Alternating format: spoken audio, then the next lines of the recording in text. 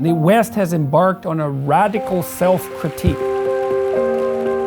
And my sense is, it's gone too far. First of all, I am a clinical psychologist and a professor. The ideas that I'm really going after are those that animate the radical leftists. I'm very careful with my words. Well, that's also partly why I wasn't very happy with Bill C-16. It's about transgender rights. But it's also about the government's decision to compel the contents of voluntary speech. It's like, sorry, no. No politics in the realm of compelled speech, especially not if you're motivated by your goddamn ideology. We have to be able to say what we have to say badly! I don't think there's anything you can do to me to get me to abide by that law. Please.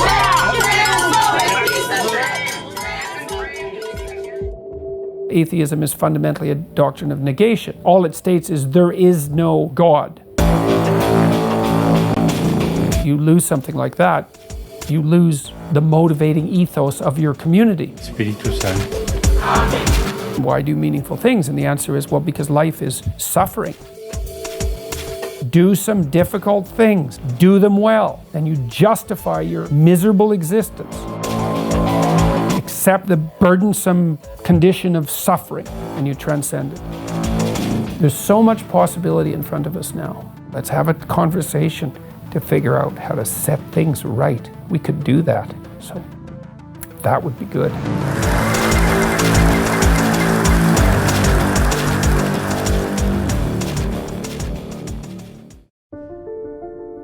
They say that the human race is doomed, that we have lost touch with our true nature, that the media has corrupted us, and that the planet has no future. I disagree. I believe that humanity is full of hope, and that our salvation lies within each one of us. My name is Brian Rose, and my job is to listen, the oldest method of learning known to man.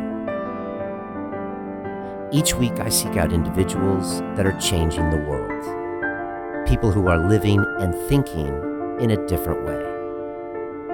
Their stories will challenge your beliefs, make you question your choices, and perhaps inspire you to change. I never planned on doing any of this, but now I can't stop. Join me on this mission and make humanity something we can all be proud of.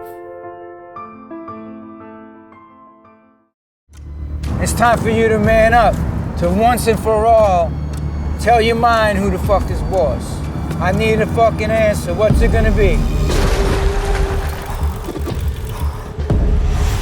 I don't know what it is about this fucking sport, but it attracts people that really need to do deep work on themselves. I failed in this city. All these bad memories. I never really felt like I gave a fuck about me or my life.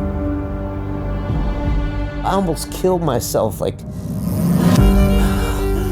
about something that is going to drive you when it really hurts. Some kind of demon you want to fight. This is not Pussy Man, this is Iron Man.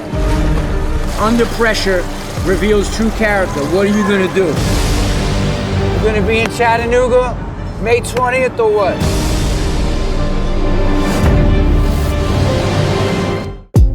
The New York Times calls him the most influential public intellectual in the Western world right now, Jordan B. Peterson. And the night before I filmed this, I went to the O2 Arena here in London and watched 8,000 people listen to a conversation between him and Sam Harris about religion and life. Incredible. The last time I was at that arena, I saw Beyonce on stage.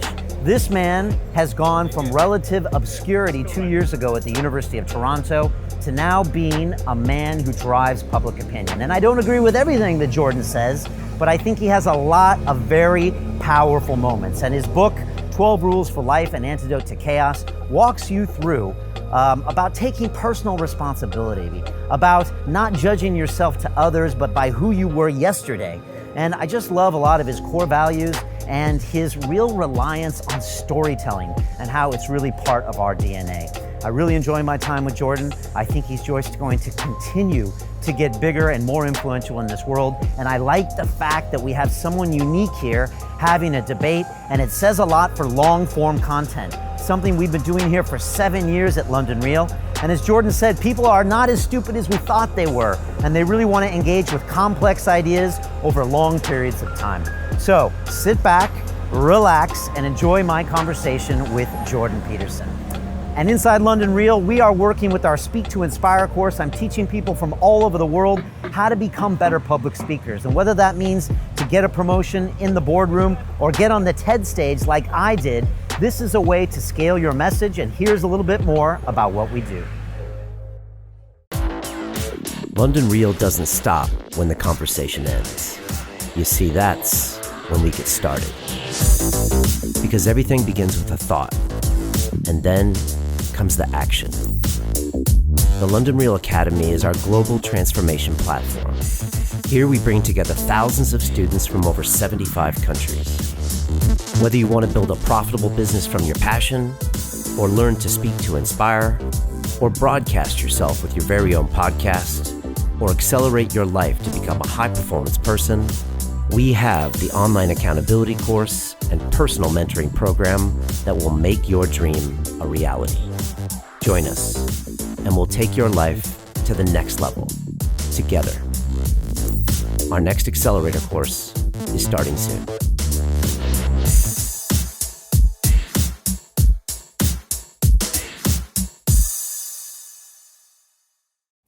This is London Real. I am Brian Rose. My guest today is Jordan B. Peterson, the Canadian clinical psychologist, cultural critic, and professor of psychology at the University of Toronto.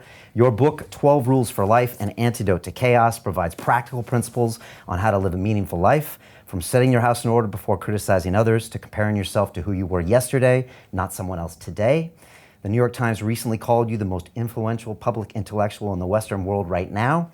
And last night at the O2 Arena in London, I watched you draw a crowd of 7,000 people to your live speaking event with Sam Harris and Douglas Murray.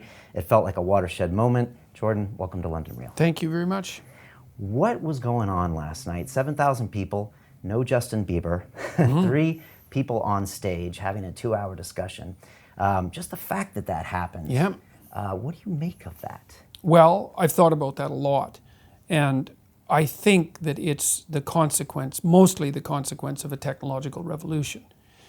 The media forms that we had been, as a society, had been utilizing up till 5 years ago were very limited in their bandwidth, whether that was print journalism or TV or radio.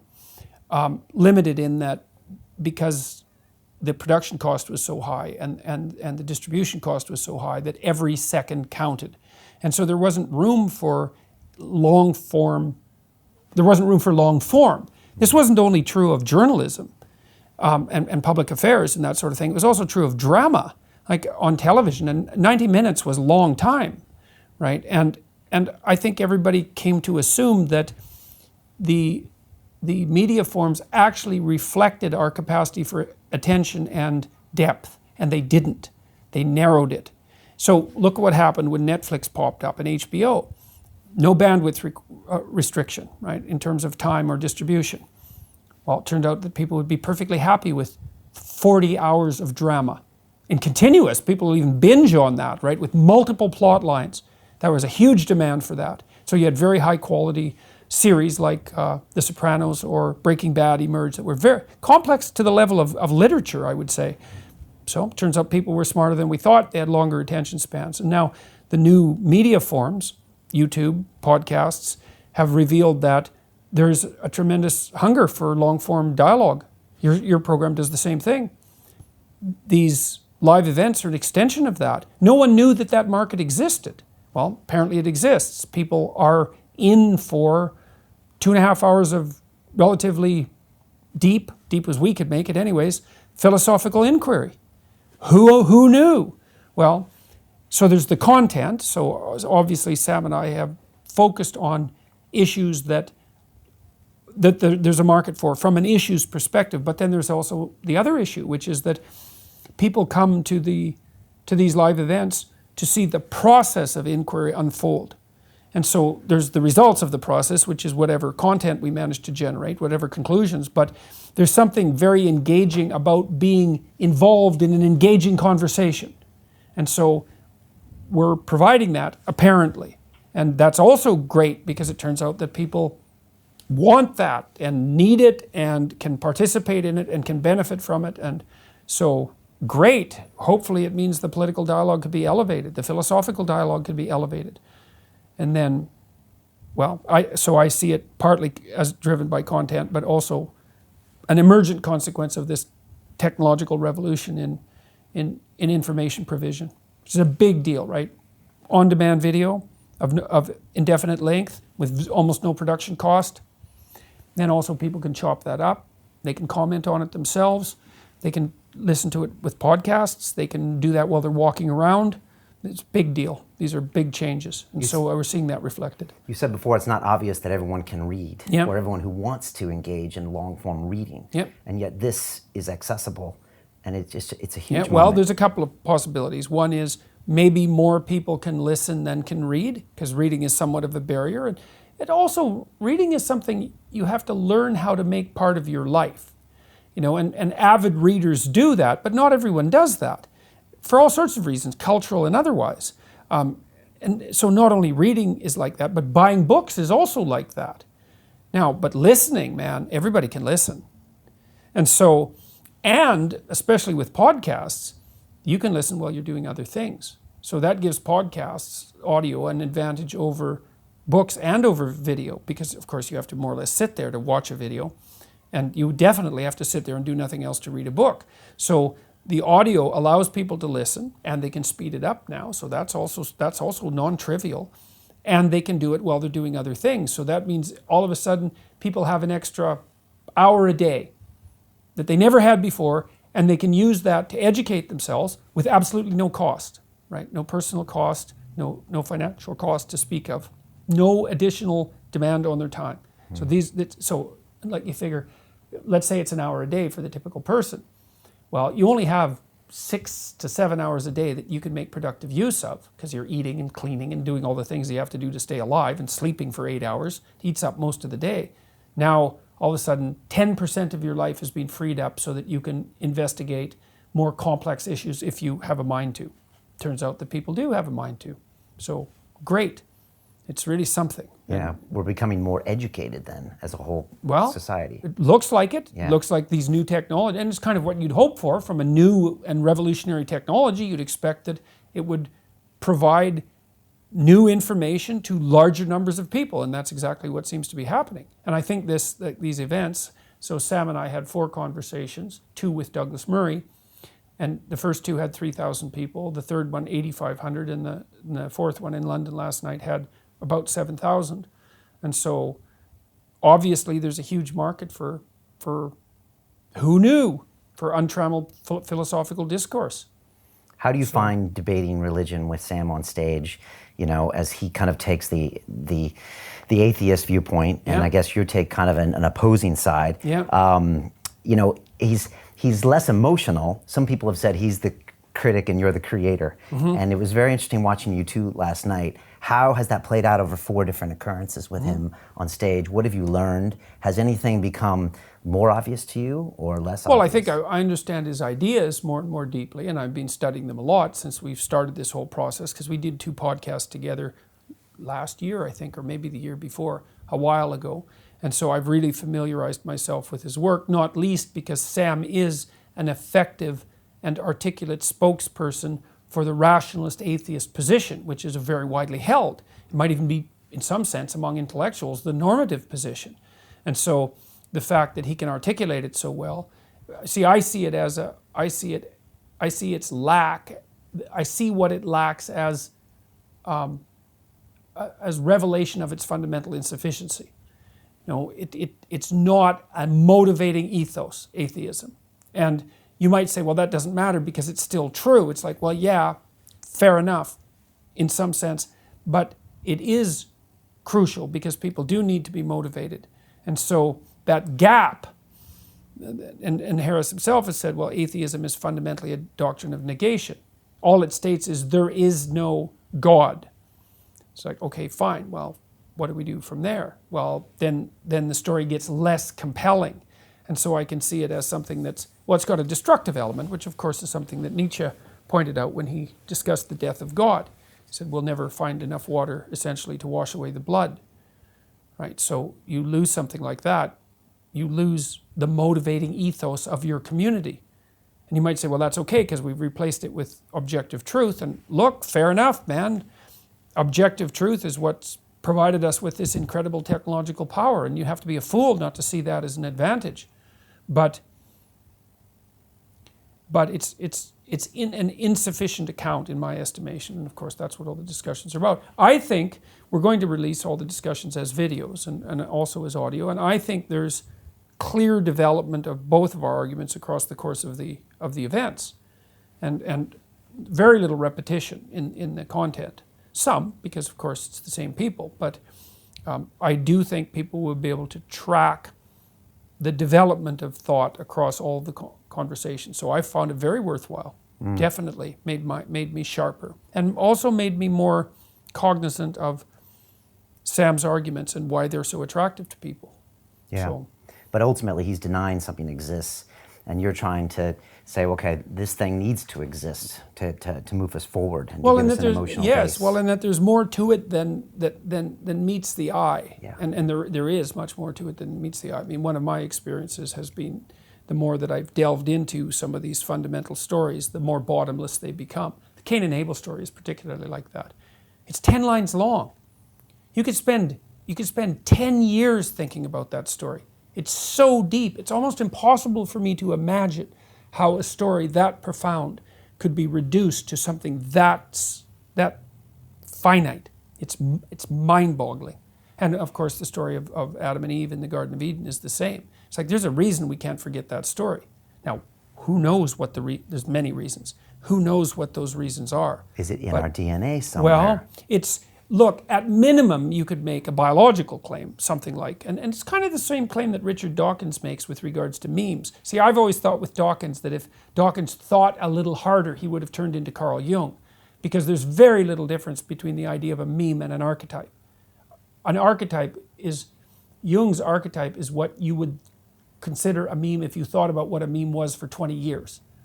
Right, so Dawkins came up with this interesting idea, the meme. It's like, yeah, but that's an idea that needs to be fleshed out a lot, because then you might think, well, there's a hierarchy of memes. There's some that are memorable for a while, and then you forget them, and then there's some that are way more memorable, and then right at the top there are memes that you will never forget. Then the question is, why would you never forget them? There's a reason for that, and the answer is something like, well, they're structured so that they're, well, this is a truism in some sense, they're structured to such that they're maximally memorable. But then that begs the question, why are they maximally memorable? Why is it that your memory is structured to not forget exactly that? And that's where you get tangled into the evolutionary arguments, like, well, your memory evolved. It's actually a tool. The reason you have memory isn't to remember the past. The reason you have memory is to not do the same stupid things again in the future. That's fundamentally the reason. And so you remember some things and you don't remember other things. And your memory has a shape, and these stories fit into that shape. And so at minimum, the stories have evolved to adapt to your memory. Now, I would say, since your memory has evolved to adapt to the world, that implies that the stories have evolved to adapt to the world.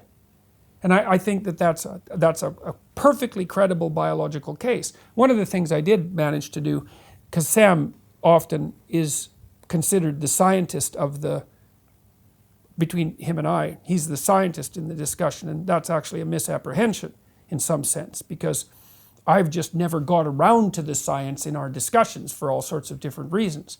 But I'm very familiar with the relevant neuroscience literature that underpins what we know about human cognitive processing, the neuroscience of emotion, motivation, and cognition, and published quite widely in that field.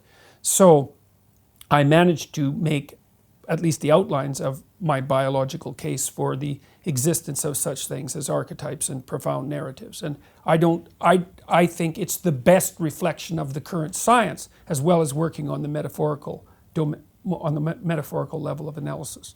But people will be able to judge that for themselves once we release the videos, and that should be something in August, sometime in August, once they're, produced properly and the sound is edited and all of that. And these archetypes help us survive at the end of the day. Well, that's the argument, is that, Right. well, great stories are patterns of adaptive behavior. They're representations of patterns of adaptive behavior. And they work at multiple levels of, that's called, I don't know how to pronounce it. I've only read it, polysemy, Polysemy. The fact that a great story is true at multiple levels of analysis simultaneously.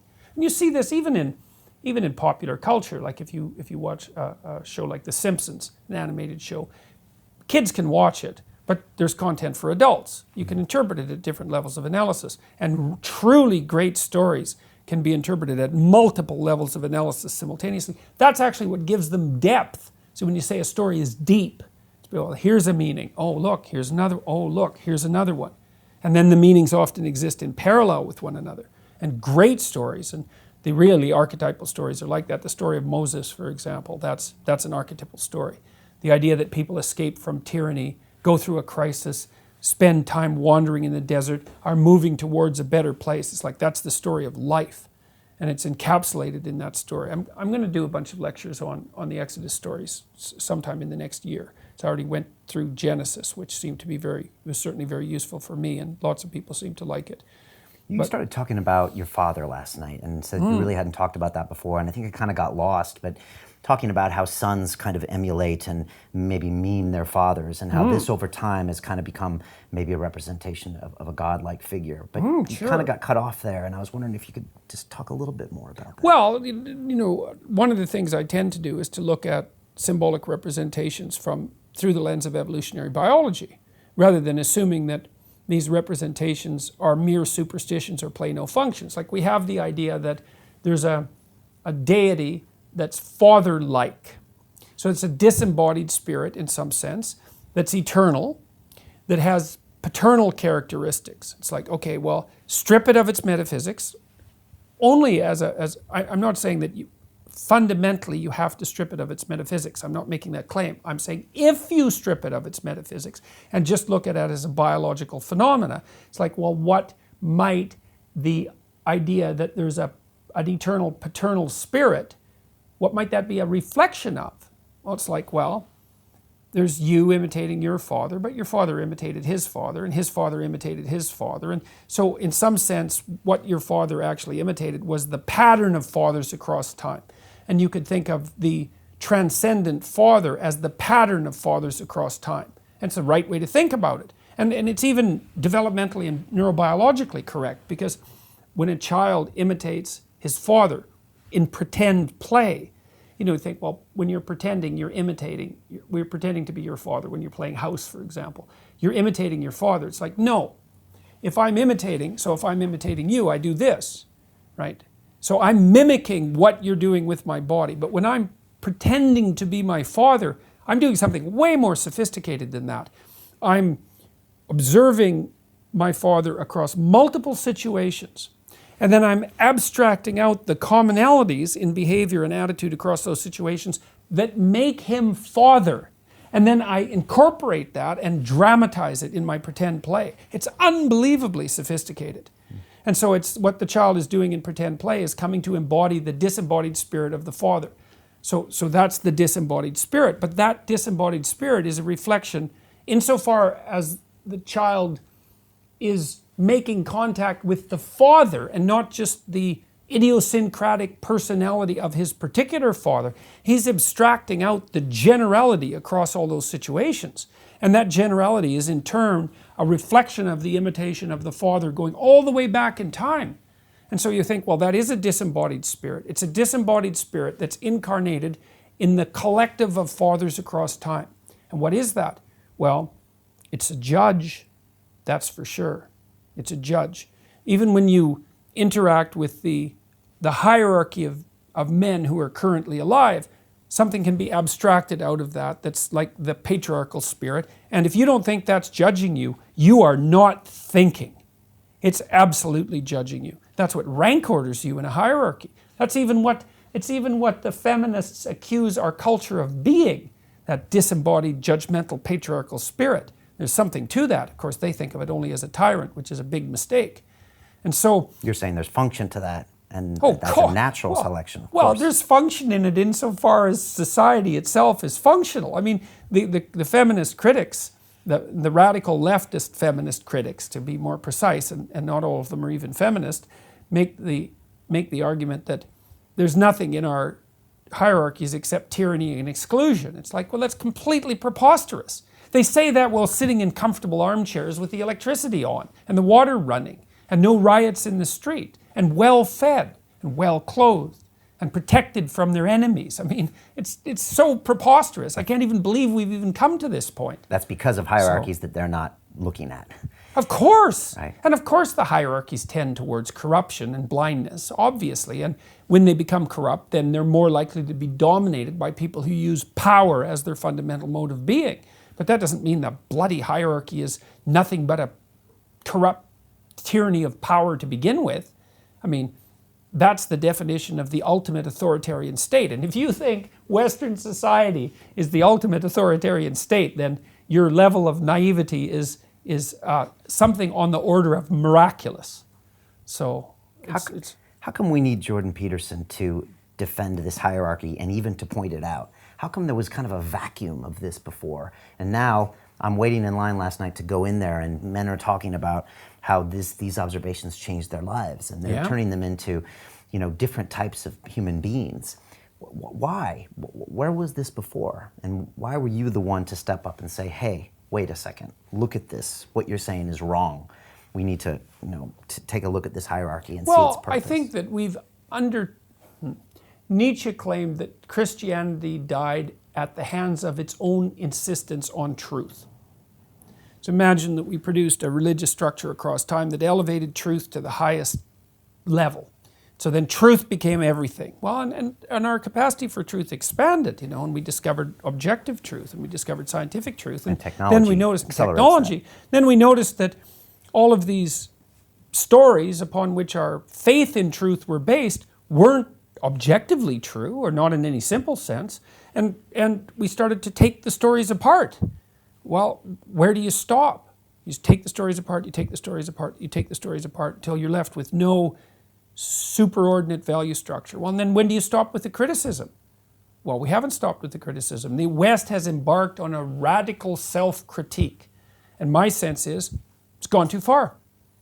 It's like we're throwing the baby out with the bathwater. Well, what's the baby? The baby is not a skeleton. That's the thing about the West, is that we have enough food for everyone. We've produced cultures, we've produced structures, hierarchies, that certainly have a oppressive element, because hierarchies do. But every human society is a hierarchy. And most hierarchies produce nothing but misery. Our hierarchies produce a certain amount of misery and a bunch of wealth. It's like that's something, unless you're a fan of starvation and misery. And so my sense is, let's temper the criticism with a little bit of open-eyed gratitude. I mean, Jesus, things are pretty good, even though things are still terrible. They're way better than they were. And not only that, and this is one of the things that's so amazing and remarkable and that we really haven't woken up to, not only are they way better than they were, they're getting better around the world for everyone at a rate that's nothing short of miraculous. It's absolutely beyond belief. So the life expectancy in Africa, no, that's not right. The child mortality rate in Africa is now what the child mortality rate was in Europe in 1950. I was like, that should be a headline on every newspaper. It's absolutely miraculous. And it looks like, given the UN definition of absolute poverty, that there won't be anyone in the world who's absolutely poor by 2030. We've halved the number of people in the world who are in absolute poverty between the year 2000 and the year 2012. 3 years faster than the most optimistic UN projection suggested that we should have it. Cut it in half. So you want to tell these social justice warriors and feminists to say, hey, let's give credit for what this hierarchy is doing and not just rip it down.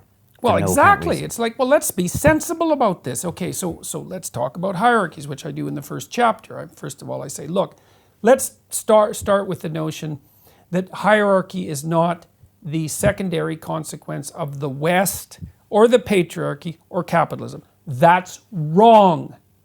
Okay, how do we know it's wrong? Well, animals organize themselves into hierarchies. So it's obviously not a mere consequence of human construction, much less human construction of Western society over the last 500 years. It's in animals. Well, how long has it been around? Well, how about 350 million years? How's that for not a consequence of capitalism? Yeah, that's pretty damn solid. And so that's why I talk about the relationship between crustacean hierarchies and the simple crustacean nervous system and our nervous system, which share a number of quite remarkable similarities. And the point isn't that we should behave like lobsters and all the idiotic criticisms. It's that there's a neurobiological continuity that demonstrates that hierarchies are so ancient that our brains have adapted to them as if they are permanent elements of reality. And that's part of the archetype of the father, actually, is the permanent reality of the hierarchy. So the question is, well, why are there hierarchies? And the answer is, well, there's an answer for animals and there's an answer for humans. It's you have to organize a hierarchy when you're pursuing scarce resources, because otherwise it's just a war. That's the alternative. There's either a hierarchy of access, which is why chickens have a pecking order. The top chickens eat first. Doesn't mean the bottom chickens don't eat, although it does mean that if there's not enough food. And all the chickens accept the pecking order because otherwise they have to fight. You say, well, that's pretty rough on the bottom chickens. And yeah, but not as rough as being pecked to death. Like, it's rough, but it's not as rough as constant battle. So a hierarchy in some no small part is the alternative to Hobbes, to the Hobbesian state of everyone against everyone else. And so that's one reason for hierarchy. Another reason is, well, if you're going to pursue, let's assume that you have to pursue something useful to stay alive. And I don't think anybody's going to disagree about that, because you just sit around, you're going to die. So you have to go out there and do things. Well, where? Well, in the social environment. Oh yes, with other people. So you have to cooperate and compete with other people to do something useful. Well, then you're going to make a hierarchy around that goal. And in that hierarchy, two things are going to happen. A small number of people are going to be the best at doing that. So that's an iron law. That's why there's Which is hard for people to accept sometimes. Not everyone is a basketball star. Not everyone is a soccer star. Not everyone is a great musician. Not everyone is an artist. There's lots of hierarchies, but in each hierarchy, it's a small number of people at the top who do most of the productive work. Everyone can't win first. And certainly not in every game. Right? Maybe if we had enough games, there's a game for everyone where they could be first, and a pluralistic society does in fact manage that quite well. But then the other thing that happens is not only does a small minority of people do most of the productive work in the hierarchy, but most of the gains of the hierarchy go to a small percentage of the people. You see that with wealth distribution. Okay, and that's a problem. The problem is dispossession. Here's the creative hierarchy. Most people aren't contributing. Okay, what the hell are they going to do? That's a big problem. Here's the wealth hierarchy. Most people aren't wealthy. So what are the people at the bottom going to do? The left has a role in serving as a voice for those who are dispossessed by the hierarchy. But the left goes too far when it says, well, then let's get rid of the hierarchy. It's like, no, because the hierarchy is the tool that enables people to do productive labor in a social environment. So that's too much. You've gone too far. You need to be grateful for the hierarchy at the same time that you're wary of its proclivity for tyranny.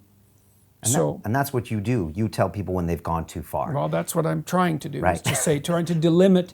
Well, we've kind of figured out when the right-wingers go too far. You know, right-wing identity politics devolves into claims of ethnic and racial superiority and moral justification on the grounds of those, for actions based on those categories. Right. When do the left-wingers go too far? Oh, we don't know. Well, first of all, we certainly know that they can go too far. If you don't understand that the left has gone too far, then you're woefully ignorant or you're willfully blind. Those are the two categories. Example that you belong that was C16, which when we first started hearing about you 2 years ago, was restricted to transgender pronouns. Yeah, well, it was for me. Was because, for you. Yeah, because my sense was, well, what's this law about? Well, it's about transgender rights. It's like, well, that's one of the things it's about. But it's also about the government's decision that they can use, that there's a certain morality of compassion, hypothetical compassion, can be used to compel the contents of voluntary speech. It's like, sorry, no, I'm not going there. You guys jumped out of your box. You're in a domain you shouldn't be playing with. I don't give a damn if you're justifying it with your false compassion, because what I saw it as was an extension of this leftist hierarchical critique rather than anything that had to do with true compassion.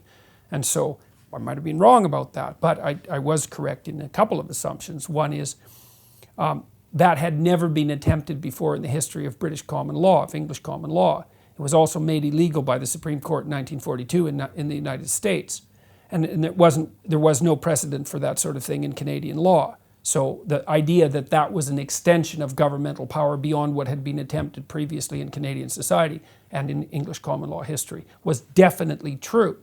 And it's the free speech thing that really bothered you, when people try to regulate the free speech. That was a big alarm bell. Well, it wasn't even that they were trying to regulate it. We have some regulation of free speech already, right? Libel laws, for example, defamation, and so forth, and those are justifiable.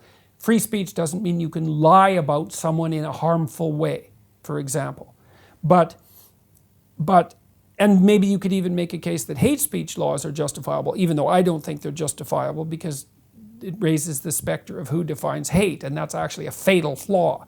But it's a whole different thing to say, well, here's some things you can't say, than to say, here's some things you have to say. It's like, no, sorry, what do you mean by have to? Exactly.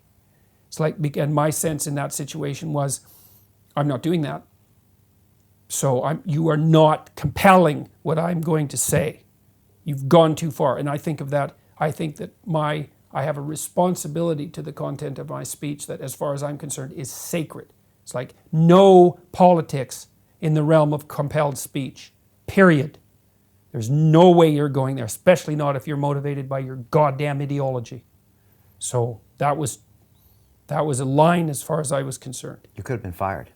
You almost were. Well, the university was in an awkward position, because there was already provincial legislation that compelled such speech. And so now it was moving to the federal level. I made the case in the videos that I might have been breaking the law by making the videos criticizing the legislation, because as far as I could tell when I read the surrounding policies, that was one implication. And so then my critics came out of the woodwork and said, oh, Peterson is exaggerating the danger of this law, which is of course possible. But then the university lawyers viewed what I was doing, and they looked at the policies and they thought, no, what he's doing might be illegal and we could be held responsible for it, because that was part of the legislation, that your employer is as liable for what you say as if you said it, even if you didn't know that your employee said it, and even if the results of what they said weren't intended by the employee. That's the law. Absolutely appalling law, but that's the law. So obviously the university lawyers read the law and they thought, oh, we can't let him do this, because if it's illegal, then we're also breaking the law. So they sent me 2 letters saying, you have to stop. So then I read those letters online, because they were very badly crafted. Now I told the university when they gave me the letters, I told my chairman, I said, I read the letter, I said, this isn't accurate. You should, if you're going to go after me, you should take this letter back and rewrite it properly.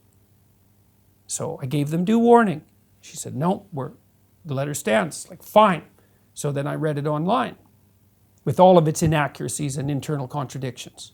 So, and then, then I negotiated with the dean. The dean was a fine guy, and there weren't malevolent people behind this at the level of the senior administration, although there was plenty of that at the level of the activist types, which are, the universities are full of. Then they agreed that we could have a debate about the issue. And that turned into a discussion rather than a debate, but that, whatever, that was the step in the right direction. And then they left me alone. And then I know, from what I've heard, this is all scuttlebutt from behind the scenes, that what the consequence of that was that the University of Toronto has actually quite intensely reaffirmed its commitment to free speech rather than equity and so forth. So they've, in the aftermath of all that, they tilted in the right direction. That's what I've been made aware of. So they didn't do too bad. I understand why the scandal erupted, because they were put in a rough place. Now, I don't feel that sorry for the university, because the university has also generated the sort of people who made those damn laws, so they're hoist by their own petard, so to speak, and that's increasingly happening, because when you make bad rules, then the people who make the rules get tangled up in them too. And this is that leftist agenda that's promoted at universities that's kind of ripping down these hierarchies that, without actually giving them proper thought process. Yeah, with no respect, no respect, no gratitude. No understanding, no respect, no gratitude. How did you get from there to where you are now? I mean, the last 2 years has kind of been a whirlwind. This book, I think, is the best-selling book in the whole world in the last 6 months. Yeah. How did this all happen? Well, that's a good question. You know, one answer is, well, it takes 10 years to become an overnight success. You know, I mean, it's sort of like this, but it's sort of like this. You know, like I wrote a book before this. It's a difficult book, but it had its domain of impact. Maps of Meaning. Yeah, I mean, I taught from that book for 30 years, so I have lots of students distributed out there. It's, you know, how many, 300 a year for 25 years, so it's 7,500 people, 7,500 to 10,000 people. So that's not no people. There was a television series made about Maps of Meaning in Canada, and so that would have been another 100,000 people, something like that. I was a commentator on a television program, a very good news program on public television again, and accrued a certain viewership because of that. I did a number of lectures for a show called Big Ideas, and there were several 100,000 people, I would say, in total, perhaps more, that were exposed to those, and those turned out to be quite popular. Even though there were 200 such lectures, they were always in the top 10. And so there was this, and then when I made these videos, I'd also put pretty much all of my courses for the last 3 or 4 years, plus a course I taught back in 1993, online on YouTube. Yeah, early adopter of YouTube. Yeah. So all of your IP was out there, all your thoughts were out there publicly. That's right. Very few people did that. That's right. And by April of 2016, which was 6 months before the political stuff broke, I'd already had 1 million views. And 1 million is, well, if you sell 1 million books, that's an overwhelming bestseller. So what's 1 million views on YouTube worth? Who knows? But the answer isn't nothing. So there was all, and then when people came after me, when I took my let's say political stance, which is really a philosophical, I really think it's a theological stance, not even a philosophical stance, because what I saw in that legislation was a sin against logos, like it was a crime against free speech. So there was legally inappropriate, it was philosophically inappropriate, but it was inappropriate all the way down. Do not constrain people's conscience. It's expressed in their voluntary dialogue. You're messing around with their soul. It's like you don't get to do that. And so, well, so when this scandal erupted around that, you know, and I was pilloried by some journalists and vilified by many students and faculty members who wrote petitions trying to get me fired and all of that, I had 300 hours of YouTube content. And so people could go, well, who is this man who's probably crazy, because like any Canadian that criticizes the Canadian legislative system is probably unhinged because it's a pretty good country. It's not the sort of thing we're accustomed to in Canada, worrying about our legislation. So if you stand up and say there's something crazy going on here, the crazy thing that's going on is probably you. But you're not the typical Canadian. Yeah, well, perhaps not. But I had all those YouTube videos online, so people could go and see what kind of reprehensible creature I was. And it turned out that, you know, I made everything I said to students fundamentally in my whole teaching career completely accessible publicly. And there were no smoking pistols. So that put people in a kind of a conundrum. It's like, well, he isn't obviously a radical of any sort. Well, I am in some sense, but not in any conventional sense. Right. Unconventional radical, I suppose. And then on top of all this, you kept doubling down and going and putting yourself out there, putting your ideas out there, developing everything further, writing books. So, you know, you kind of put the pedal to the metal. When the book was well underway when all of this happened, you know, because I'd been writing 12 Rules for about the last 4 years, something like that. But yeah, you know, things, well, what the first event that was really part of the snowball, there's this old saying, you know, from those who have nothing, everything will be taken. It's Matthew principle. To those who have everything, more will be given. At some point, you hit this positive feedback cycle where one thing reinforces another thing. And the first of those The first manifestation of that was probably the views on YouTube, the million views, or maybe it was 1.5 million by the time I made those other videos. It's like, that's a lot, 1 million. It's 1 in every 7,000 people. It's a lot, it's a big number. So that was already there. But then there was a demonstration, first of all, a demonstration against me at the university, and then a pro-free speech demonstration that I was invited to speak at. So I went and spoke at it, and the activists really disrupted it. They swiped the microphone and blasted white noise, and most of them were just, kids, young adults, protesting. But there were some nasty people there, and I could see who they were, and they were out for serious trouble. Most of them were men, and they were there in the hope that mayhem would emerge. And so I could see, and one of them was the guy who was blasting the white noise and so forth. And that was all filmed, not by me, but by people who were there, and a lot of it by the activists themselves. And then afterwards, I came down after the demonstration was over to talk to the cops to make sure that nothing too stupid had happened. And I was accosted on the way back into the building by a group of activists, and they filmed the whole interaction. And the reason they filmed it was to discredit me, and so then they put the film up, and that went viral. But it didn't discredit me, it discredited the people who made the video. This happens a lot with your media appearances. Yeah, it does. Including one on Channel 4 here in London. Yes, it's happened a lot. What does that say when they record something and don't realize it's discrediting them? Well, that's another example of the utility of free speech. It's like, here's what happened, everybody had their say, everybody got to listen, what's the verdict? Well, hopefully, the hope is that the collective opinion is sovereign, wise and sovereign. Well, hopefully it is. What does it say? It says that people evaluated the occurrence in its totality and decided who they were going to believe. And so far, I've been fortunate in those encounters, and I would say, without serious exception, everyone that's gone after me has done themselves in to some degree. Why are you so vilified and misrepresented? Oh, well, that's easy. I mean, first of all, some of that's justifiable. Like if I stand up and say, a huge swath of the university has become corrupt, and there's these legislative occurrences in Canada that are unacceptable. The first response is, why the hell should we assume that you're not just crazy? Well, and so then how do you find out? Well, you say, well, you might be crazy like this, or like this, or like this, or like this, or like this, or like this. Prove you're not. Okay, so that's harsh, but there's an element of it that's reasonable inquiry, right? Because the stakes are high. So there's that. And that would just be part of normal investigation in some sense, like characterological testing. And then the next part is, well, the people that I'm really going after, the ideas that I'm really going after, are those that animate the radical collectivist leftists. And I'm not a friend of that ideology, even a little bit. And so it's in the best interests of the people who've identified themselves with that ideology, or who have allowed themselves to become possessed by the ideology, which is a better way of thinking about it, right, to make the case that I'm so far on the other end of the spectrum, out there with the Nazis, that no one reasonable ever has to listen to me.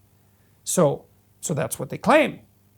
Because if I'm reasonable, or even worse, seem to be reasonable, and I'm criticizing their ideology, then what that indicates is that reasonable people who are seen to be reasonable have an issue with that ideology. And so, of course, they're completely terrified about that, because A, to take that seriously would be to question the ideology, and B, it's not in their best interest from the perspective of power. So that's plus it's easier, that's the final thing. It's like, well, and I've done many television interviews now where the entire dialogue is about my alt-right views, which are non-existent. But it's a lot easier to think, well, here's the left, I can't understand that. Here's the right, I can't understand that. This person is here, I don't need to know anything about them because I know everything about the context, and so I actually don't have to think during the discussion. And so a lot of mainstream television interviews in particular are exactly of that form. Here's a bunch of things you think. It's like, well, no, that happened in Channel 4. Right. But what was so amazing about that interview, what should have happened really, was that the interviewer should have tried that on me 6 times, noticed that it didn't work, and had a conversation. But what happened was, I think it was 40 minutes, the entire interview was nothing but groundless accusations. And then one failure on her part, because she asked me why I had the right to offend people, and I said, well, that's the same right you exercise as your profession. So what are you doing? I said essentially that. What the hell are you doing asking me that question? And she had no answer for that. And I think the reason because that was another one of these events that went seriously viral, right? I think 10 million people have watched that online, and at least another 40 million in cuts of it in various forms. Yeah. And I think what that was in some sense was the revelation of the dying gasps of the mainstream media. It's like, oh, this is what it's like.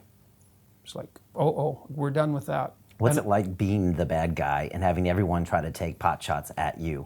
Because I see a lot of videos and you're on stage and people seem like they're just trying to be the guy that attacks Jordan and gets one over on him. Yeah. That must be exhausting. Well, it is exhausting, I would say. Like the most stressful thing I do is do mainstream media interviews.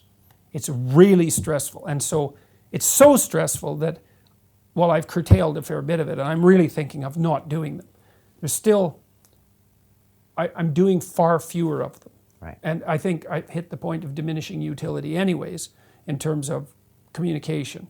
But even the ones that go wrong, quote unquote, you end up going right. Well, that's the thing. That's the thing, is like it isn't necessarily a bad thing to allow those who consider themselves your enemies to make their case. Now, it's hard because many people who have come after me are far from stupid. And so it's not like they can't make their case with a fair bit of force and, what would you call it, rational structuring. So, and then there is, if you're in a boxing match, having to defend yourself is effortful, because people could definitely land a punch and sometimes do. But, and you've said before, you're not perfect. You get emotional sometimes. Oh yeah. You react. Well, I'm wrong about all sorts of things, and I'm not perfect in my character either. So, well, no one is. And so the accusation, there's something wrong with you, is like, yeah, true enough, man. And so usually you're not pushed to the point where that becomes a fatal flaw, let's say. But if you're making a wide public claim, then even a small flaw might be regarded as fatal. So, but, the other thing too is that I generally assume goodwill on the part of the people that I'm talking to. And sometimes that really works, because it's not like all the journalists I've talked to have gone after me. There's been lots of, especially columnists, people who have independent opinions in media. They're few and far between now, but there's a handful of them in Canada who are still very influential. Virtually all of Canada's great independent journalists have come out in support of me in one way or another.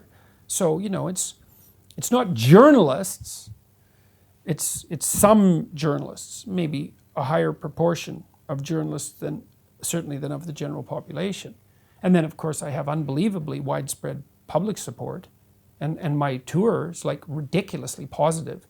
It's still the lectures, the discussions I have with the people who are coming to see me in this 12 Rules for Life tour. It's so positive. It's way better than the bad things are bad. So that's really helpful. You get emotional when these people come and tell you their stories afterwards, right? Well, God, how could you not? I think, last night after the O2 thing, there was at least 5 people, I would think, 5 people in the lineup who, they leaned in and said, just above a whisper, said, I would be dead if I hadn't encountered your material. And they're emotional when they say that.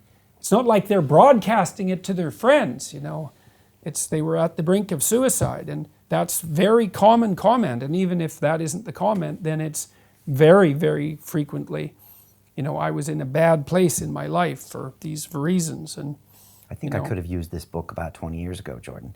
I had kind of grown up with the American dream, and I was trying to really amass as much personal wealth as I could possibly get. And as you know, went to Wall Street and pretty much picked up, an alcoholic habit along the way, a bit of nihilism, depression, ended up with a heroin habit and an overdose. And I'm looking at these things, and I kind of solved the drug problem, and then came to London and kind of played it out again, to where it came to where I was single, no family, depressed, still alcoholic. And it wasn't actually till I started doing this, which was Lesson 7, Pursue What's Meaningful, where everything changed. And all of those things melted away. I became a father of 2, don't have any issues with substances anymore.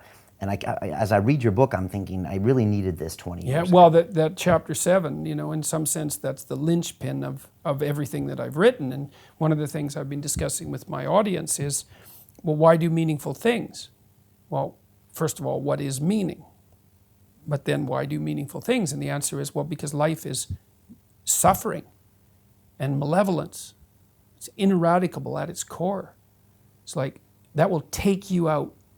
Make no mistake about it.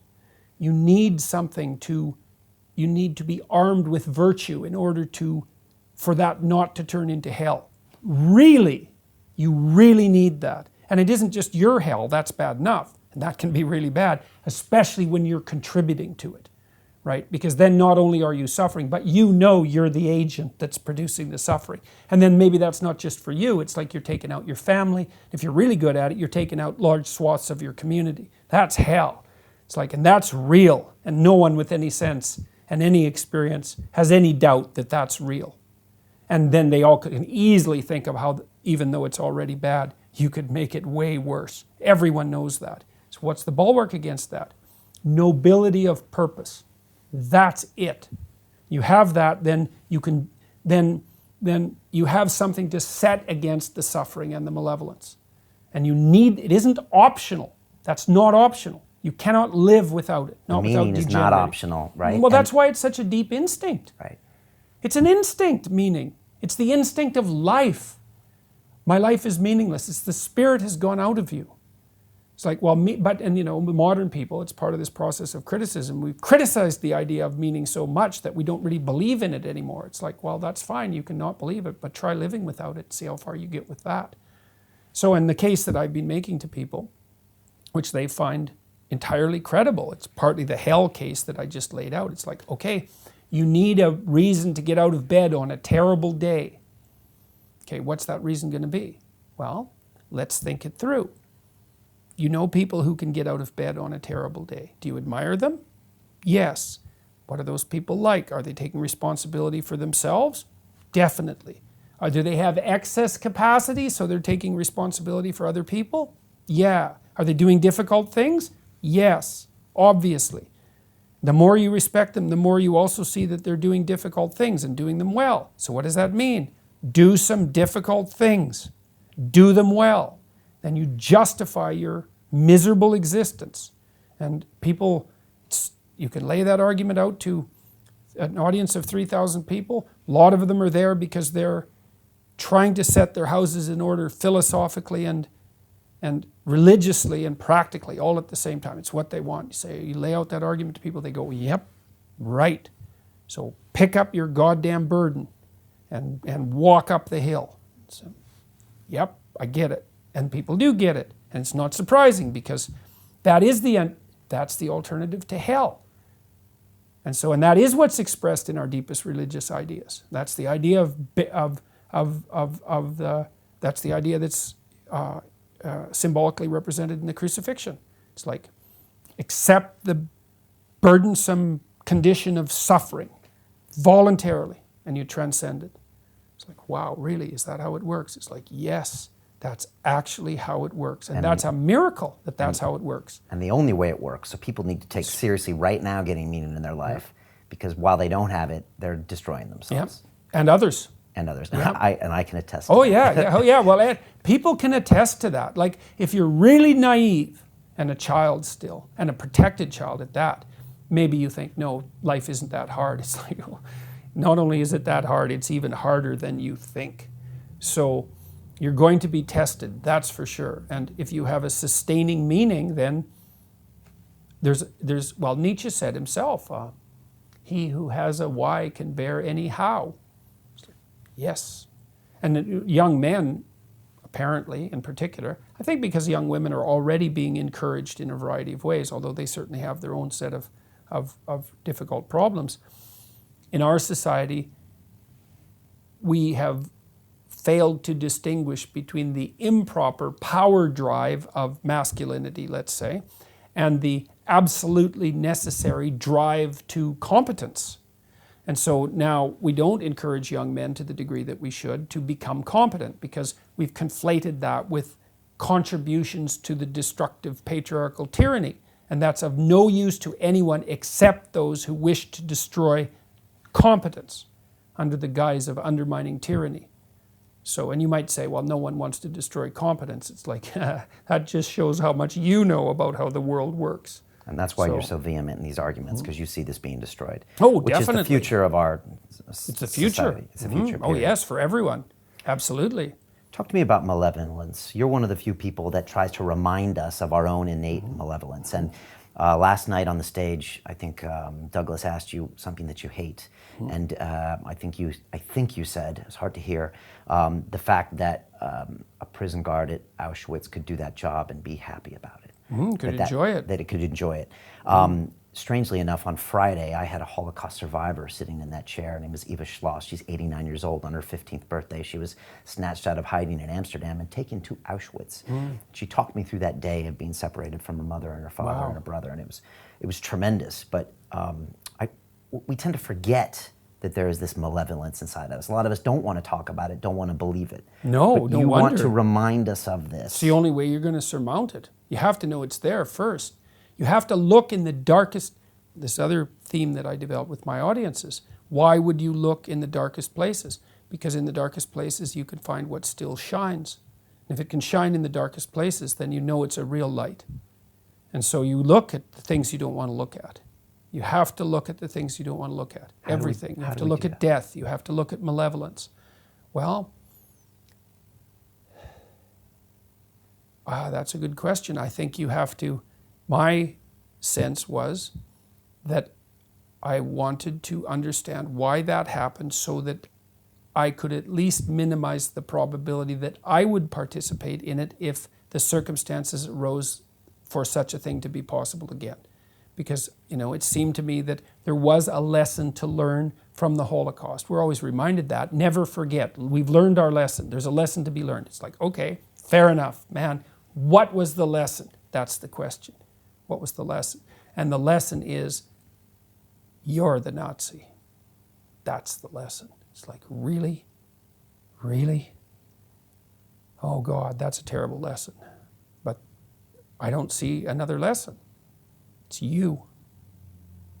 Well, no one wants to learn that. I mean, that's what I've been teaching my students since 1993. It's like, if you were there, that would have been you. You think, well, I'd be Oskar Schindler, I'd be rescuing the Jews. It's like, no, I'm afraid not. Yeah, You'd at least not be saying anything. Right. And you might also be actively participating. You might also enjoy it. You never know.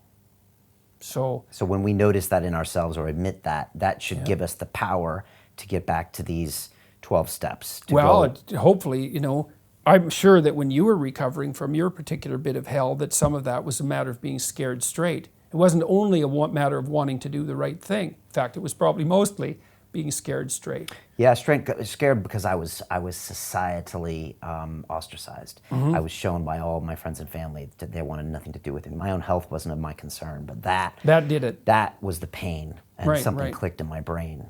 But it was disciplines, daily disciplines, that got me this far, and then finding the meaning. Those are the two things that got me back. Yeah, well, you need both of those things. You need the overarching meaning, and you need the structure, the discipline. You need both those things. Yeah. That's why, there's calls in that book to set your house in order. It's like, you've got a problem with the world? Hey, man, no wonder you have a problem with the world. Like, the world is a pretty rough place, and it could use some work. It's like, have you done all your work? If the answer to that is no, then I would say, put in order what you can put in order. So many people are looking to you for these lessons. Sometimes you seem more of a preacher than a teacher. Do you feel that way sometimes? And is that what you should be, or are you becoming that person? Well, whether or not I should be that, it's hard to say. I mean, see, my sense as a professor, first of all, I am a clinical psychologist, and that's indistinguishable for me from my identity as a professor, because I'm specifically a clinical psychologist and a professor, right? So I take both of those roles. Not only do I take them seriously, but they actually define me in many ways, because I've been both of those things for a very long time now. Well, and I'm a behavioral clinical psychologist, at least in part. That was my fundamental training. And so behaviorists have a kind of a rule, which is make the abstract practically implementable.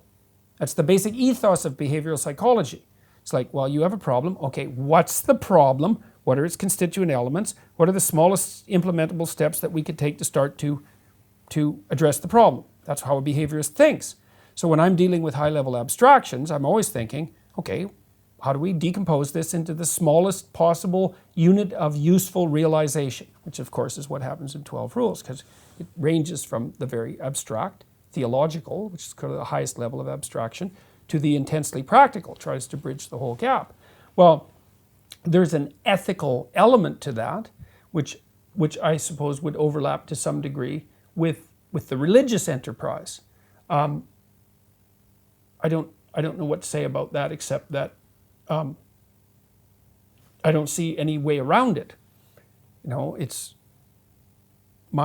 I think that the purpose of education in the humanities is to produce ethical citizens. That's the purpose. And so there's the teaching of ethics that's part and parcel of that. Now, in science, it's a slightly different story, but that's okay, because I also function within both of those domains. But even when I'm talking about scientific data, I'm usually putting it in a practical context. It's like, well, here's a piece of scientific information. Here's why we know it's true. Here's hypothetically why knowing that would be useful to the things that you're doing. Partly because there's I don't know how many, there's 1,000 scientific articles published a day, and no doubt that's a radical underestimate. It's like, well, why should you read one of them? Well, why that one? Well, it has to be something like, because it has direct relevance to your life. Here's a scientific fact. Why should you remember that? Because if you know it, then it'll change the way you look at things, and it'll change the way that you act in the world. That's what makes it memorable. And so when I'm lecturing, it's always like that. I don't present information to people unless I believe that it will beneficially alter their perceptions or their actions. Right. That's what makes it meaningful. And it seems to me that that's... Otherwise, you're just listing dead facts. Right. So you want people to take action. If they don't, it's more of a waste of your time. Well, it's more of a waste of their time. Right. But they're also not going to be engaged in it, because the people find information that's useful to them engaging. That's part of that manifestation of that spirit of meaning. And so my sense is that if the lecture isn't engaging, then it's... An engaging lecture can be wrong, okay? But if a lecture isn't engaging, then it's also wrong. It's wrong in a more sophisticated way. It might be factually correct, but there's still something wrong with it. Because a lecture is also, it's a dramatic act. It's a lecture theater. It's not a theater by accident. Like, it's a theater because a lecture is a dramatic performance. And drama lays out models to emulate. That's what drama does. And so partly when Sam and I and Douglas were having our discussion last night, part of what's going on is the content. But a huge part of what's going on is the modeling of the process by which dialogue occurs. And it's certainly possible that that's even more important than the content. I truly believe that part of the reason that people are there, maybe even the primary reason, is to partake in that process of dialogue, regardless of the outcome. So the outcome is important, but it's not the crucial issue. The crucial issue is to participate in the process. And that's also the case for life. The crucial issue is to participate in the process. Right. So... No less than 3 times last night, the word psychedelics came up. Yes. I was kind of surprised, and I wanted to ask you about that.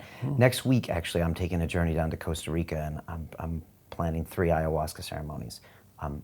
Have you ever done that? I've done it once, no, 3 times before, 5 or 6 years ago.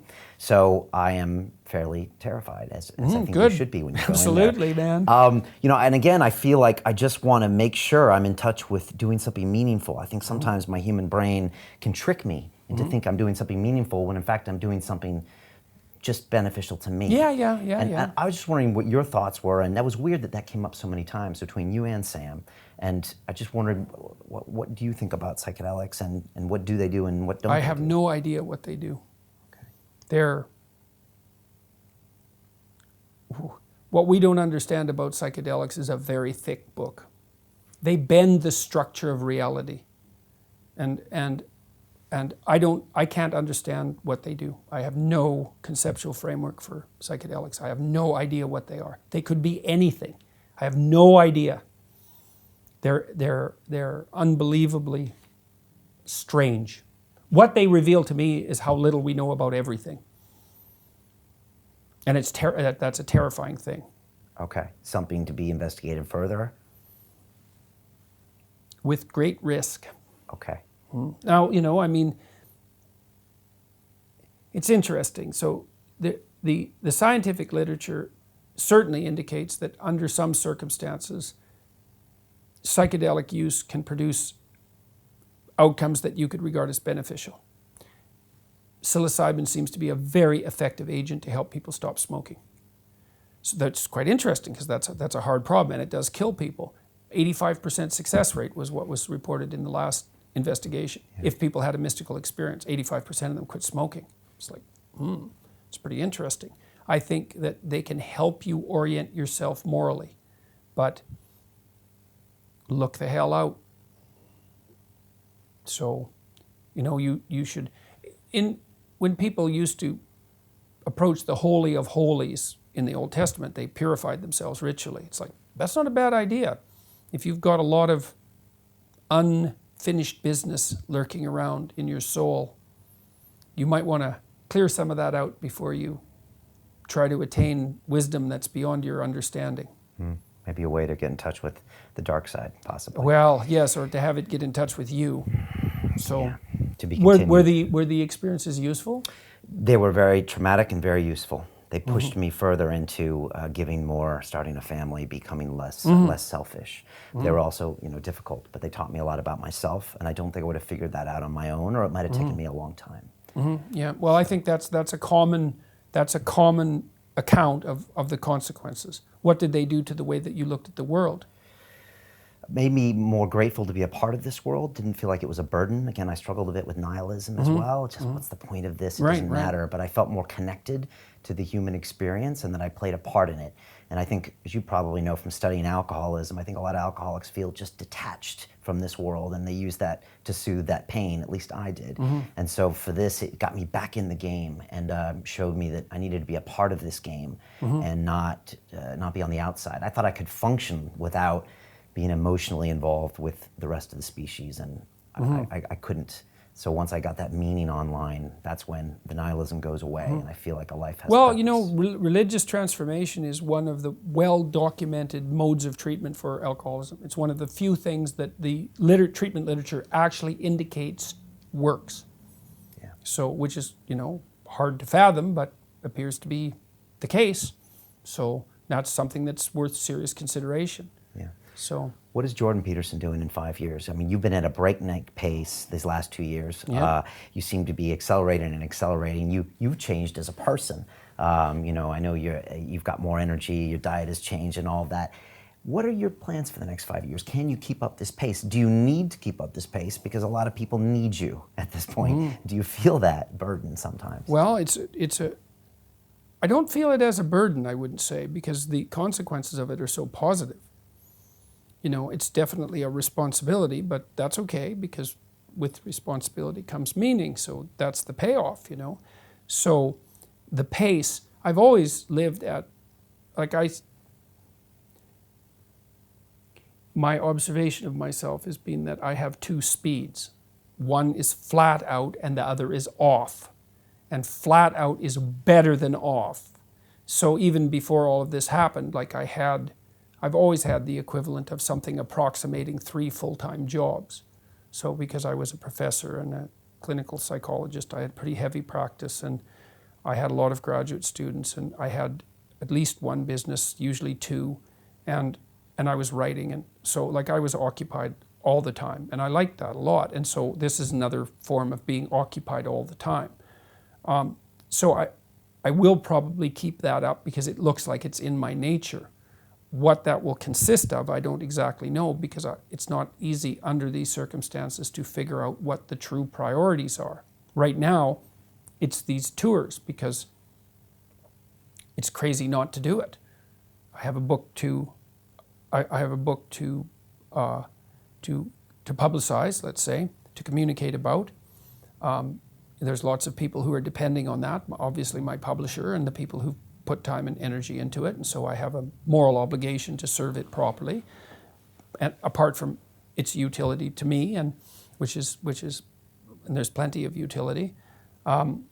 The lectures, as far as I'm concerned, well, there's this emerging market for long-form philosophical dialogue. Why not participate in that? I've always liked lecturing. I could be lecturing at the university, but I can lecture in these theaters to a much larger number of people about anything I want. And so that's a great opportunity. So I'm going to do that until it seems like it's not the right thing to do. I want to start the lectures that I did on the Bible. I just did Genesis. I want to do Exodus as soon as I possibly can, insofar as I can do that with this touring schedule. I will be signing another book contract sometime in the next 3 or 4 months, in all likelihood, and so then that'll be on the horizon. So, other than that, mostly what I want to do is spend time with my family, so I think I can figure out how to do all that without wearing myself to the point where I can't continue to do those things, which is sort of the right limit, right? How hard should you work? As hard as you can sustain. So, but apart from that, like I have no idea what the hell's going to happen in the next 6 months or the next 3 months for that matter, because all of this is completely surreal, including like Dublin's event, because there was 8,500 people there. 8,500 people came out to hear a talk on the relationship between facts and values. It's like, okay, that isn't the world that I knew. So who knows? It's exciting. I think it was a big moment last night. What would we be surprised to know that Jordan Peterson does in his spare time? Build things. Okay. Like I like to renovate houses, and I'm a decent amateur carpenter, like with plenty of stress on amateur, but I like to build things and design things, and so I like to work with my hands a lot. So I find that one of the things I did when it was really stressful, when my job was on the line, is I must have built like 10 bookshelves for the house, because I'd go back there and hammer and saw and drill, and I really like doing that. So, and that's probably surprising to people because I'm kind of an abstract academic type, but I can build things, and I like doing that. And I've done lots of house renovations, so I can do pretty much whatever you need to do to work on a house. Right. I can do some plumbing, I can do some electrical work, I can do some carpentry, some plastering. I can't drywall, I can't do the taping. That actually takes a lot of practice, but so I do like doing that. So I do a lot of that with my wife. Okay. What scares you? Saying something stupid and careless. I'm trying very hard not to be careless with my words. So that's part of that. Well, that's also partly why I wasn't very happy with Bill C-16. It's like I'm very careful with my words. It's like, and there, as far as I'm concerned, I do believe this is true. When I didn't decide to make that video lightly. When I made the video and said that I was not going to abide by that law, I meant, I don't think there's anything you can do to me to get me to abide by that law. You take away my job, you can do whatever the hell you can dream up. It's not going to make any difference because I'm not abiding by that law. And so that's part of the reflection of that fear. It's like I do believe that you have a sacred responsibility in relationship to what you say. I think that is the sacred responsibility because I do believe that you bring the world into being through communicative speech. That's the fundamental Judeo-Christian doctrine. I think it's true. And I think the world that you bring into being through truth is a good world. So if you want to mess around with your words, then basically what you're doing is agreeing to bring a substandard reality into existence. And I think that you shouldn't do that. There's enough suffering in reality as it is. You want to bring a substandard reality into being, you do that through lies. And I can't see how, if you think about that, it's like, how could that not be true? You think you actually really believe that the reality that you engender through lies is preferable to the one that you engender through truth? No one believes that. They might think, well, yeah, but it's a lot more convenient right now if I get to lie. And certainly, that's often true. But no one believes, not when you push them, that the world constructed through deception is preferable. So, and I've gone right to the bottom on that as far as I'm concerned, because I looked at what produced the conditions of Auschwitz, let's say. Not just Auschwitz, but the enjoyment of Auschwitz, let's say. That's as low down into hell as I could go. What brings that about? Deception. So what does that mean? You don't want to go there? Don't lie. So, and that also means you don't mouth the words of other people. So, especially not if they're ideologically possessed. Language is so important. Mm-hmm. What keeps you awake at night? Well, right now, nothing. I'm comatose the moment I hit the bed. You know, if something does keep me up at night, it's usually concerns about whether or not I've undertaken my responsibilities properly. Sometimes it's philosophical conundrums, like I will wake up in the middle of the night thinking about something. You know, there's a problem that I have to solve. Maybe it has to do with a talk the next day or something. Then I have to get up and write something usually, if that happens. So I will wake up because not so much because there's a problem on my mind, but because a solution to the problem that's on my mind has sort of emerged. So I wake up and it's like, oh, I see how those fit together.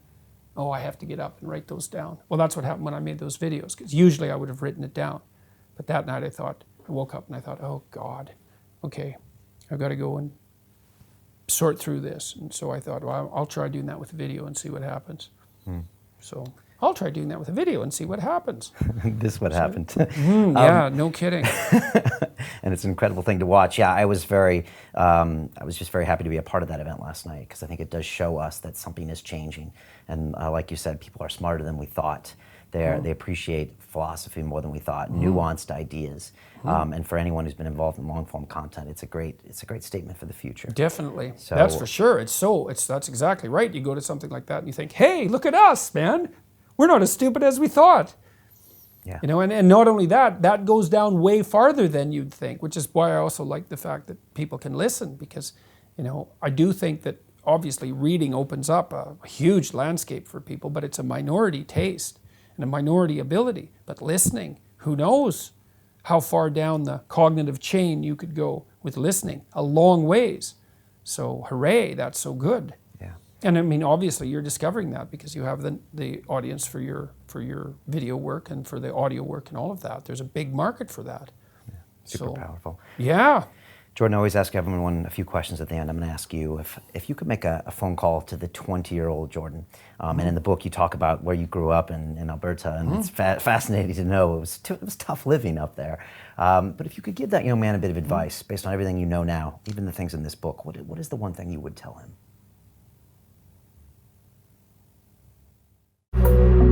These success secrets are only available on the London Real Academy.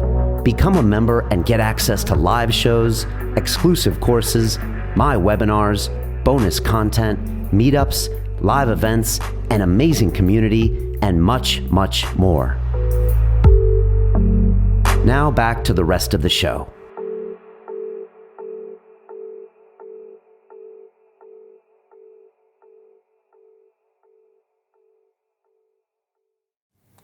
Last question to that 20-year-old that's watching us out there right now. You know, has all these ideas bouncing around in their head, so much content. Maybe they've read your book or looked into this, but they don't know what to do sometimes. Do something, man. Implement the best plan that you have at hand. That's it. You'll learn. it won't be the right plan. It doesn't matter. You'll learn, implementing that plan, you'll learn a whole bunch, and then the next plan you make will be better. Implement the best plan you have at hand. Don't remain in stasis. You get old way, way faster than you think. Time ticks away, man. Get at it. Get out there in the world. Have your adventure. It's one of the things I really learned again when I was lecturing about the Abrahamic stories from Genesis. You know, Abraham in particular, God calls him to an adventure. And Abraham's pretty old. He should have had an adventure long before. He's a late starter, man. He's a failure to launch type, you know. And God basically says, get away from your comfort. Get out there in the world. Have an adventure. And the adventures, man, it's brutal. You know, the first thing he encounters is a famine. And the next thing he encounters is a tyranny. And they try to take his wife. It's like, I'm sure he's thinking, God, I should go back to my tent, you know. But that's the thing, is get the hell out there. Do something. Fail. Fail while you're trying. Then you'll learn why you failed. Then you won't have to fail again. It's like, aim at something and progress towards it. And, you know, be willing to change your aim, because what the hell do you know? But aim at something. And then at least you're oriented. And you have to aim at something that you believe would be worth trying. So, yeah, get at it, man. Don't waste time. Get off the sofa, stop being a spectator, pull the trigger, get the hell at it. and do something. Yeah. The book is 12 Rules for Life. It's an incredible read. I can't wait to see what you're going to be coming out with next. Please take good care of yourself.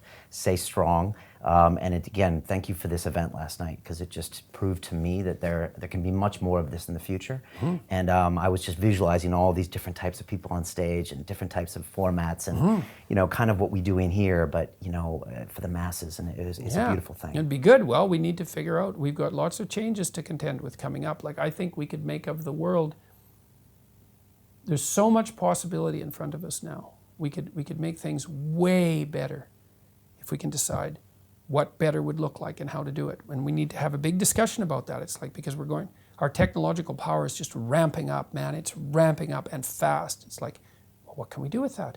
We could make everything better and better and better and better. It's like, yes, we could do that. So let's figure out how to do it. Let's have a conversation, the deep conversation necessary to figure out how to set things right. We could do that. So that would be good. It's emotional, and you get emotional just thinking about well, that. I really believe it's possible. Yeah. You know, it's like, it's there in front of us. If we want to pick it up, we can make the world, we can level it. That's certainly the case too. With that much power, we can level it, make everything terrible. But we don't have to. We could make everything better. There could be no starving people. That could happen quite quickly. You know, things could be greener. Things could be cleaner. Things could be more beautiful. Everyone could be more productive. You know, everyone could be better educated. Like, these are all things we could actually do. So let's talk about how we do it. And I think we do that by each of us. We get our houses together, get our acts together individually, go out in the world, make it better. So who knows how good we could make it.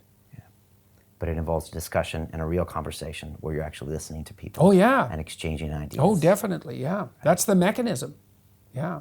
Because we have to cooperate to do this. So we all have to be on board. So, and the only way you do that is through negotiation. So. Yeah. Well, to this ongoing conversation and discussion, thank you so much, Jordan. Appreciate it. I wish you all the best. Come see us again when you're in London. Thanks very much. All right, thank you.